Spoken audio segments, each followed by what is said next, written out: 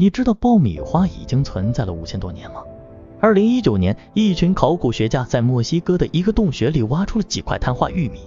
经过碳14测定，这些玉米距今已经有大约5000年的历史。没错，你没听错，就是5000年前。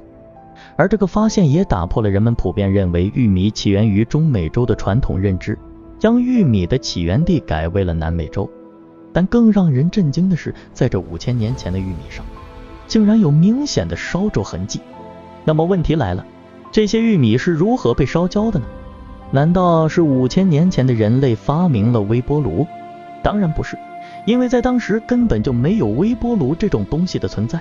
直到1993年，考古学家才在美国新墨西哥州一处名叫特瓦纳的遗址中，挖掘到了人类历史上第一个爆米花容器。而它之所以被称为容器，是因为这是一个陶罐，里面装着1/3的玉米粒以及一些已经开花的玉米。很明显，这些玉米都是被人为加热过的，因为它们都或多或少的出现了烧焦的情况。那么问题又来了，为什么古人会把玉米加热呢？难道是为了给食物增加点风味吗？当然不是，因为那个时候还没有出现甜味剂这一概念。事实上，早在5000年前，玉米就已经成为了一种重要的粮食作物，而当时的古人早就掌握了煮粥的方法。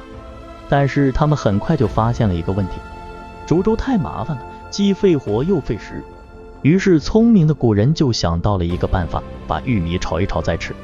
然而令人意想不到的是，当他们第一次品尝到这种炒玉米的时候，却惊喜地发现，炒过后的玉米不仅香脆可口，而且还有一种独特的甜味。就这样，世界上第一款零食爆米花就此诞生了。如果你以为只有我们中国人喜欢吃爆米花的话，那你就错了。